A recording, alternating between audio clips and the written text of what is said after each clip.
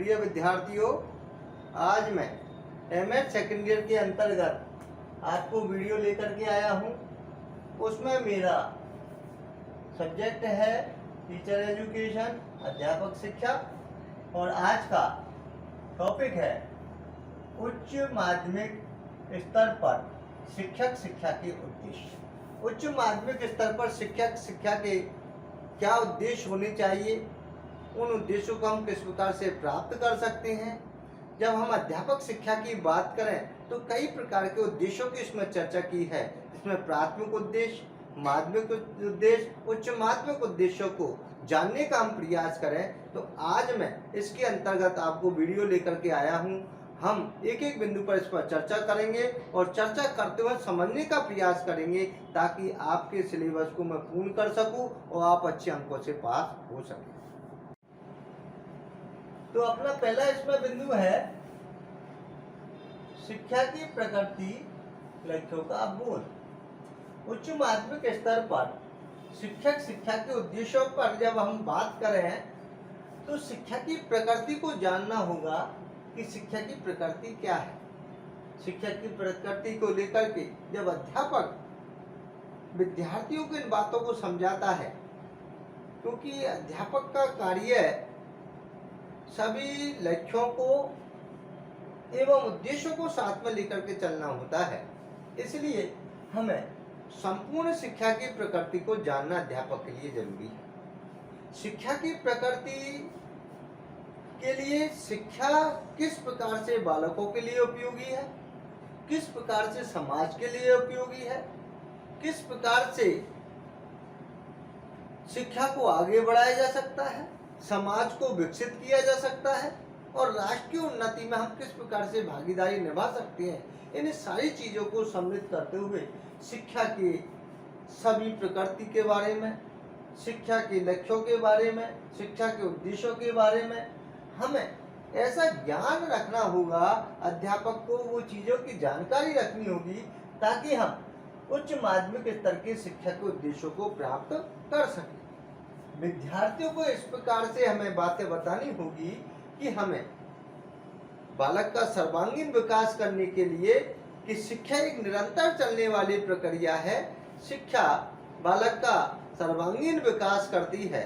शिक्षा से समाज विकसित होता है, शिक्षा के नागरिक गुणों का विकास होता है, शिक्षा से ही देश की उन्नति संभव है। इन सारे जो उद्देश्य है हमारा, उनको लेकर के अगर हम शिक्षा की प्रकृति की बात करें तो शिक्षा की प्रकृति बहुत बड़ी मानी गई है। शिक्षा की प्रकृति को बालकों को इस प्रकार से समझाए कि शिक्षा के वो गुणों को समझ सके, शिक्षा की अवधारणा को जान सके, शिक्षा की विभिन्न लक्ष्यों को वो समझ सके। ऐसे ज्ञान के लिए अध्यापक को स्वयं को तैयार होना जरूरी हो जाता है। पीपल टीचर को इन बातों को हमें बताना जरूरी हो जाता है कि माध्यमिक स्तर पर शिक्षक शिक्षा के क्या उद्देश्य होने चाहिए, उन उद्देश्यों की प्राप्ति हम किस प्रकार से कर सकते हैं।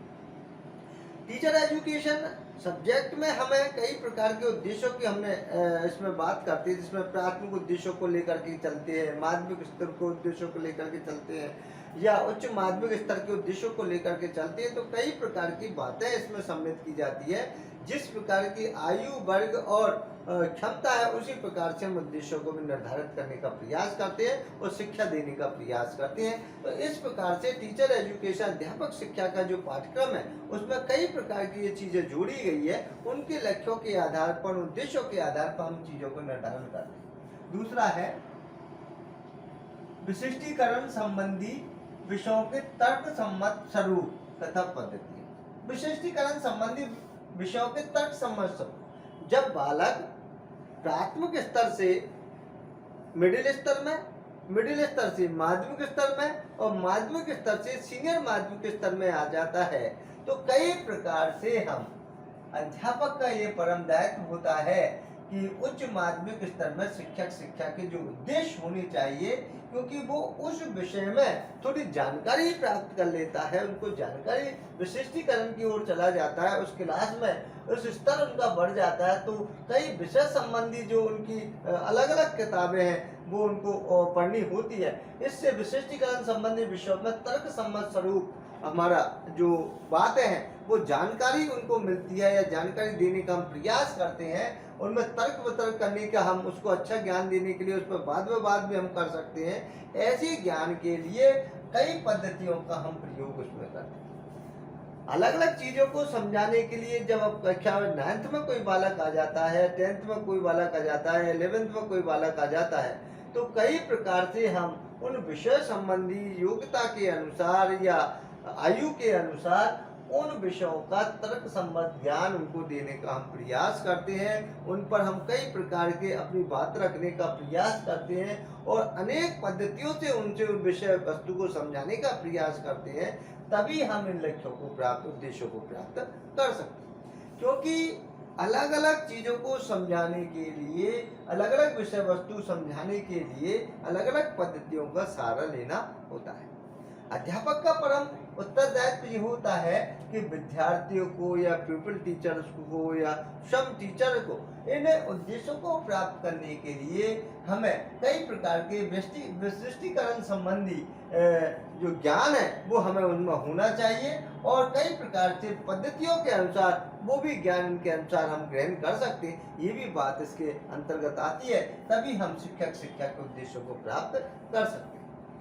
हम जब भी हम प्यूपिल टीचरों को ट्रेनिंग देते हैं या पढ़ाते हैं या पाठ्यक्रम के अनुसार उनको ज्ञान देते हैं, तो पद्धति के हिसाब से या विधियों के हिसाब से या प्रविधियों के हिसाब से कई प्रकार से ऐसे विषय वस्तु के हिसाब से पढ़ाने का प्रयास करते हैं कि बालक ठीक प्रकार से उसको समझ सके, सरल भाषा में समझ सके, स्थायी ज्ञान उनको हो सके और बालक उस ज्ञान को स्थायी तरीके से प्राप्त करते हुए अपनी पढ़ाई को आगे बढ़ा सके और अच्छा नागरिक बन सके। ऐसे उद्देश्यों को लेकर एक अध्यापक चलता है तो कई चीजें हमारे सामने आती है। तीसरा है संप्रेषण कौशल, विशेषकर प्रभावी व्याख्यात्मक शिक्षा। संप्रेषण कौशल जो है हमारा, ये भी एक विशेष प्रकार के अध्यापक के लिए शिक्षक शिक्षा के उद्देश्यों को प्राप्त करने की बहुत बड़ा कौशल होता है।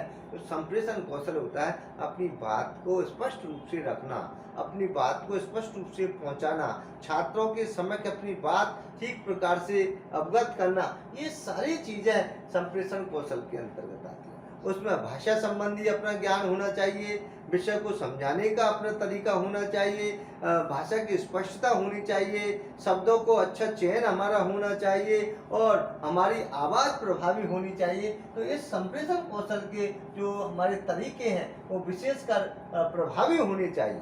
एक अध्यापक का जब हम उद्देश्यों की प्राप्ति करने की बात करें अध्यापक शिक्षा में, उच्च माध्यमिक स्तर पर शिक्षक शिक्षा के उद्देश्यों की जब बात करें तो संप्रेषण कौशल एक विशेषकर अध्यापक में होना चाहिए।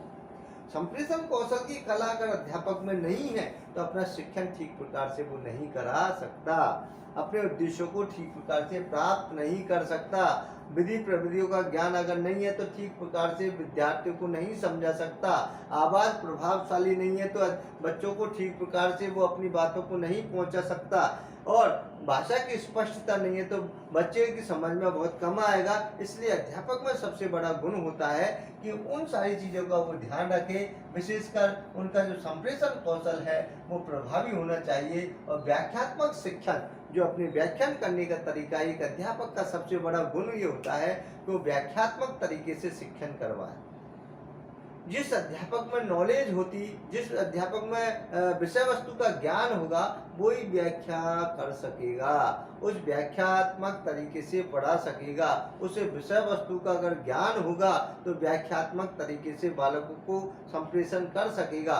इसलिए अध्यापक का उत्तरदायित्व है कि व्याख्यान पद्धति से व्याख्यात्मक शिक्षण उनको करवाएं ताकि हम कम समय में ज़्यादा से ज़्यादा विषय वस्तु बालकों को समझा सके, ज़्यादा से ज़्यादा विषय वस्तु उन तक पहुंचा सके, अपनी भाषा की स्पष्टता उनको पहुंचा सके, अपने कही हुई बात को उन तक पहुंचा सके। ये सारे जो उद्देश्य है इनको प्राप्त करने के लिए उच्च माध्यमिक स्तर पर शिक्षक शिक्षा के उद्देश्यों में संप्रेषण कौशल, विशेषकर प्रभावी व्याख्यात्मक कौशल की भी हमें आवश्यकता होती है, तभी हम उद्देश्यों को प्राप्त कर सकते हैं या उद्देश्यों के लक्ष्य को प्राप्त कर सकते हैं। अगला है समूह चर्चा। समूह चर्चा की अगर हम बात करें तो समूह चर्चा समूह में बैठ करके विद्यार्थियों को समूह में बैठा करके, प्यूपिल टीचर को समूह में बैठा करके या अध्यापकों को समूह में बैठ करके हमें चर्चा करनी चाहिए। शिक्षण की कई प्रकार की समस्या होती है, कई प्रकार के उच्च माध्यमिक जो हमारे स्तर है उस पर कई प्रकार की ऐसी बातें आती हैं, उद्देश्यों को प्राप्त कर तो हमें समूह चर्चा करनी चाहिए। समूह चर्चा की विशेषकर एक विशेषता होती है, समूह में हम अपनी बात को रखें, उस समस्या को रखें, उस पर विचार विमर्श करें, मंथन करें, चिंतन करें और फिर चिंतन करने के बाद निष्कर्ष निकालें, तो हमें समूह चर्चा हमारी कारगर सिद्ध होगी। हमारे कोई भी वर्कशॉप हो उसमें हम समूह चर्चा का कार्यक्रम रखें, अध्यापकों की गोष्ठी हो उसमें समूह चर्चा का कार्यक्रम रखें। ऐसे कई प्रकार के कार्यक्रम होते हैं जो अध्यापकों के लिए चलाए जाते हैं या शिक्षक शिक्षा के उद्देश्यों की प्राप्ति करने में एक हमें कारगर सिद्ध होते समूह चर्चा। बालकों में भी किसी समस्या को हल करने के लिए, सबकी भागीदारी रखने के लिए, प्यूपिल टीचरों की भागीदारी रखने के लिए हमें समूह चर्चा करनी चाहिए, समूह में विचार विमर्श करना चाहिए, समूह में उस चीज को रख करके हम उसका निष्कर्ष निकाल सकते, समाधान निकाल सकते, उस पर परिचर्चा कर सकते। तो ये चर्चा है जो हमारे समाधान के लिए लक्ष्य तक पहुंचाती है, उस समस्या का समाधान हम कर सकते। समूहगत कार्य, समूहगत कार्य भी हमारा कई प्रकार के अध्यापन जो कार्य है उसमें हमारे करवाए जाते हैं, जिसमें विद्यार्थियों के द्वारा, प्यूपिल टीचरों के द्वारा या अध्यापक बनना चाहते हैं उनके द्वारा समूहगत कार्य करवाते हैं। एक समूह में कार्य करने की उत्प्रेरणा हम प्रदान करते हैं जो कि उच्च माध्यमिक स्तर पर होती है, क्योंकि उच्च माध्यमिक स्तर पर जो अवस्था में जब बालक आते हैं तो कई प्रकार के एक स्फूर्ति लेकर के जब बालक आते हैं तो उसमें जुनून होता है कुछ करने का। तो इसलिए हमें उस समूहगत कार्य को करने में एक उपलब्धि हासिल हम कर सकते हैं। इसलिए बालकों को लक्ष्य तक पहुंचाने के लिए हमें समूहगत कार्य करने की एक प्रभावी योजना उनको देनी चाहिए ताकि बालक उस कार्य में निपुण हो सके, बालक उस कार्य को तीव्र गति से कर सके, अच्छा कर सके और अध्यापक का गाइडेंस उसके समय होना चाहिए, उनको प्राप्त करवाते रहना चाहिए ताकि बालकों में कोई कठिनाई आ रही है उस कार्य के प्रति तो उसको समाधान मुक्त करते हुए उनको आगे बढ़ा, उस कार्य के प्रति उनकी लगन हो सके, उस कार्य को वो अच्छा कर सके, सीख सके। ऐसे सभी उद्देश्यों को प्राप्त करने के लिए भी हमें अध्यापक शिक्षा में जो उच्च माध्यमिक स्तर के जो उद्देश्य उनको सीखने के लिए, प्राप्त करने के लिए समूहगत कार्य भी हमें करना है। अगला है पुस्तकालय आधारित अधिगम। पुस्तकालय आधारित अधिगम का जो कार्यक्रम है, यहाँ पर स्कूल में पुस्तकालय बनी हुई है, महाविद्यालय में पुस्तकालय बनी हुई है, जहाँ पर प्यूपिल टीचर अपनी ट्रेनिंग ले रहे, प्रशिक्षण ले रहे हैं, वहाँ पर कई प्रकार की बड़ी बड़ी पुस्तकालय होती हैं। जब पुस्तकालय तो उससे हमें जुड़े रहना चाहिए। अध्यापक का परम कार्य होता है पुस्तकालय पर आधारित अधिगम करें, ज़्यादा से ज़्यादा पुस्तकालय का उपयोग करें, ज़्यादा से ज़्यादा सीखने का प्रयास करें।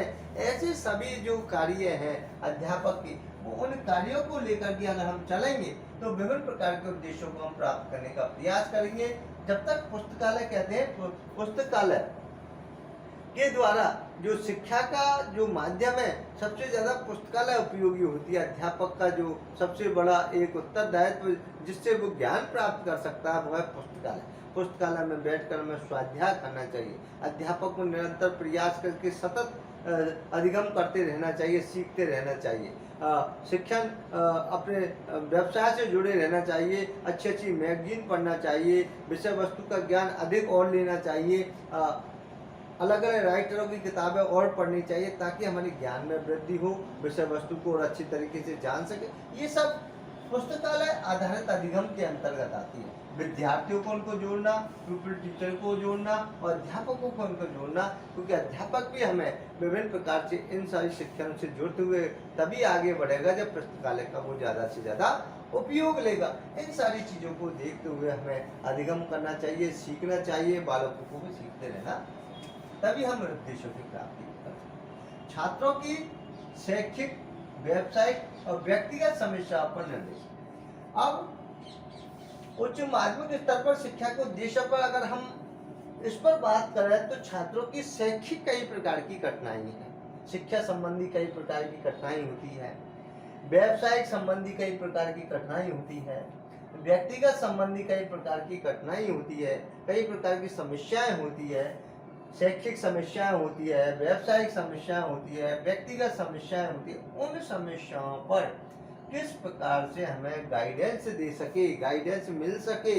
एक अध्यापक का कार्य ये होता है, बालकों को हर समय निर्देशन प्रदान करते रहना चाहिए, हर समय परामर्श देते रहना चाहिए, गाइडेंस देते रहना चाहिए, निर्देशन प्रदान करते रहना चाहिए। अगर समय पर उनको निर्देशन मिल गया तो बालक आगे बढ़ता हुआ चला जाएगा। इसलिए हमें उच्च माध्यमिक स्तर पर शिक्षा के उद्देश्यों को अगर हम प्राप्त करना है तो शैक्षिक जीवन की विभिन्न प्रकार की कठिनाइयों को जानते हुए, समझते हुए, शिक्षा संबंधी बातों को ध्यान में रखते हुए बालकों के अनेक प्रकार से हमें निर्देशन प्रदान करते रहना चाहिए। अब बालक कई प्रकार से होते हैं, तो जहाँ छोटी कक्षा की बात करें तो प्राथमिक स्तर पर निर्देशन, और इससे बड़ी तो मिडिल स्तर पर निर्देशन, इससे बड़ी करें माध्यमिक स्तर पर निर्देशन, और इससे बड़ी करें उच्च माध्यमिक स्तर पर निर्देशन, और फिर इससे बड़ा करें तो महाविद्यालय स्तर पर या कॉलेज स्तर पर निर्देशन, और इससे बड़ा करें तो विश्वविद्यालय स्तर पर हमें निर्देशन किस प्रकार से हम प्राप्त दे सकते हैं, प्रदान कर सकते। एक अध्यापक का कार्य होता है कि बालकों को ठीक प्रकार से गाइडेंस दे। तो वो शैक्षिक निर्देशन, शिक्षा संबंधी जो भी उनकी कठिनाई उनको दूर करने के लिए हमें निर्देशन देना चाहिए, ताकि बालक इनको प्राप्त करते हुए आगे बढ़े। व्यावसायिक संबंध, अब व्यावसायिक जो भी अध्यापक शिक्षा से जुड़े हुए हैं, शिक्षण कार्य करवा रहे हैं, शिक्षण व्यवसाय उन्हें चुन रखा है, अध्यापक का कार्य वो कर रहे हैं, अध्यापन का कार्य से जुड़े हुए हैं, उन चीजों के लिए व्यावसायिक निर्देशन भी अति आवश्यक हो जाता है। कई प्रकार से अध्यापन का कार्य जब अध्यापक करता है तो कई प्रकार से हम उनको सामने समस्याएं खड़ी हो जाती है, उन समस्याओं को हल करने के लिए हमें समय समय पर उनको गाइडेंस देते रहना चाहिए, मिलता रहे तो उन समस्याओं को वो समाधान कर सकते। व्यक्तिगत समस्या, और कई जीवन से संबंधित व्यक्तिगत समस्या भी अध्यापक के सामने आ जाती है, बालकों के सामने आ जाती है। उन व्यक्तिगत समस्याओं को भी देखते हुए हमें गाइडेंस प्रदान करनी चाहिए, उसकी केस स्टडी करनी चाहिए, उसकी व्यक्तिगत अध्ययन करना चाहिए, ताकि हम उन बारे में तथ्यों को जान करें, आंकड़ों को इकट्ठा कर सके, आंकड़ों को इकट्ठा करके उनको समाधान कर सके, निर्देशन प्रदान कर सके, ताकि बालक की व्यक्तिगत समस्याएं दूर हो सके। इन सारी चीजों को भी ध्यान हमें शिक्षक शिक्षा के उद्देश्यों में रखना चाहिए। तो ये भी बात हमें विशेषकर ध्यान देना। स्वयं निर्देशित अधिगम हेतु अधिगम स्थितियों पर उत्पन्न कर, स्वयं निर्देशित अधिगम, स्वयं निर्देशित अधिगम है जो इन स्थितियों को उत्पन्न करने के लिए हमें विभिन्न प्रकार की ऐसी स्थितियां उत्पन्न हो ताकि अध्यापक अपनी निर्देशन स्वयं प्राप्त कर सके, स्वयं इससे जुड़ सके, कठिनाई से जूझ सके, उनका समाधान प्राप्त कर सके। ऐसे अधिगम हेतु हमें कई प्रकार की अधिगम स्थितियों से उत्पन्न कराना भी हमारा इसका कार्य होता है कि इन उद्देश्यों को हम किस प्रकार से प्राप्त कर सकते, किस प्रकार से स्वयं निर्देशित करने के लिए हमें अपने आप को एक जागृति, अपने आप को स्वयं अध्ययन के लिए प्रेरित करना, स्वयं समस्या से जूझना, इन सारी बातों को लेकर भी इसके अंतर्गत उद्देश्यों को लेकर के हम चलें तो कई प्रकार का समाधान करने के उद्देश्यों को प्राप्त करने की बात हम कर सकते हैं। अगला है सतत एवं व्यापक मूल्यांकन। सतत एवं व्यापक मूल्यांकन करने के लिए लगातार हम उसके लिए जुड़े, लगातार अध्यापक अपने कार्य के प्रति जागरूक रहे, सतत चलता हुआ पढ़ाई करते हुए रहे, अपने कार्य के प्रति संलग्न रहे और विद्यार्थियों को जोड़े हुए रखें, अपने प्रशिक्षण को ठीक समय पर वो देते रहे, उद्देश्यों की प्राप्ति बालकों को करवाते रहे, अध्यापकों को वो ज्ञान देते रहे, विभिन्न प्रकार के सेमिनार, वर्कशॉप, कार्यशाला में भाग लेते हुए अपने कार्य को संपन्न करते हुए। तो सतत कार्य एवं व्यापक मूल्यांकन, और इन कार्यों का हमें व्यापक मूल्यांकन भी करना चाहिए, कहाँ तक हम पहुँच चुके हैं, हमें अनुसंधान करते हुए कहाँ तक हमने अनुसंधान कर लिया, कौन से आंकड़े हमें और जरूरी है इकट्ठे करने के लिए, किसका प्रयोग कब करना है, कैसे हम उस निष्कर्ष तक पहुँच सकते हैं, इस प्रकार से हम उसका व्यापक मूल्यांकन कर सकते हैं। तो कई प्रकार से अगर हम उच्च माध्यमिक स्तर पर शिक्षा के उद्देश्यों को अगर हम प्राप्त करें तो ये बातें हमारे सामने आती है, सतत एवं व्यापक मूल्यांकन भी हमारा होते रहना चाहिए। जब तक बालकों का, प्यूपिल टीचरों का, अध्यापकों का या किसी भी व्यक्ति का सतत एवं व्यापक मूल्यांकन नहीं होगा, तब तक उनका ये पता नहीं चलेगा कि हमने कितना अधिगम प्राप्त कर लिया है, कितना उद्देश्यों के लक्ष्य को हम प्राप्त कर रहे हैं, इन लक्ष्यों के प्राप्त करते हुए हमें शिक्षा के लक्ष्यों तक कितना हम पहुंच पा रहे हैं। इन सारी चीज़ों को हमें समय समय पर देखना चाहिए।